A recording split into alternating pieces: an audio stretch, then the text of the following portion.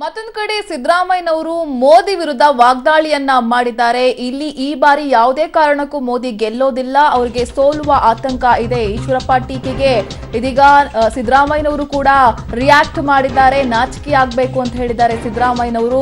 ಜೊತೆಗೆ ಬಿಜೆಪಿಯಲ್ಲಿ ಈಶ್ವರಪ್ಪ ಇರೋದೇ ವೇಸ್ಟ್ ಅಂತ ಸಿದ್ದು ಟೀಕೆ ಮಾಡಿದ್ದಾರೆ. ಈ ಸಂದರ್ಭದಲ್ಲಿ ಮೋದಿ ವಿರುದ್ಧ ಕೂಡ ವಾಗ್ದಾಳಿಯನ್ನ ಮಾಡಿದ್ದಾರೆ. ಒಬ್ಬ ಕುರುಬನಿಗೆ ಟಿಕೆಟ್ ಕೊಡಿಸಲಾಗದ ಈಶ್ವರಪ್ಪ ಎಂತಹ ನಾಯಕ ಅಂತ ಹೇಳಿ ಸಿದ್ದರಾಮಯ್ಯನವರು ಹೇಳಿದ್ದಾರೆ.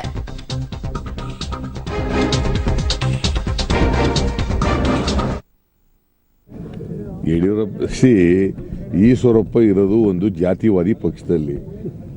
ಅವರು ನಮಗೆ ಸೆಕ್ಯುಲರ್ ಪಾರ್ಟಿಗೆ ಈ ತರ ಮಾತಾಡ್ತಾರೆ ಅಂತಂದ್ರೆ ಈ ತೋಳ ಕುರಿ ಮರಿ ಕತೆ ಕೇಳಿದಿರ?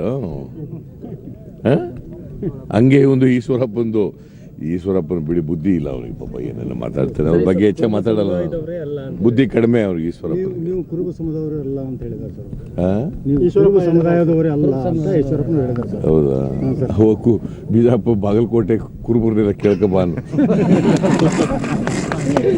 ಸರ್ ಈಗ ಇತಿಹಾಸದಲ್ಲಿ ಬಾಗಲಕೋಟೆ ಯಡಿಯೂರಪ್ಪ ಈಶ್ವರಪ್ಪ ಇರೋದು ಒಂದು ಜಾತಿವಾದಿ ಪಕ್ಷದಲ್ಲಿ. ಅವರು ನಮಗೆ ಸೆಕ್ಯುಲರ್ ಪಾರ್ಟಿಗೆ ಈ ತರ ಮಾತಾಡ್ತಾರೆ ಅಂತಂದ್ರೆ ಈ ತೋಳ ಕುರಿ ಮರಿ ಕತೆ ಕೇಳಿದಿರ? ಹಂಗೆ ಒಂದು ಈಶ್ವರಪ್ಪನ ಬಿಡಿ, ಬುದ್ಧಿ ಇಲ್ಲ ಅವ್ರಿಗೆ. ಪಾಪ ಏನೆಲ್ಲ ಮಾತಾಡ್ತಾರೆ, ಅವ್ರ ಬಗ್ಗೆ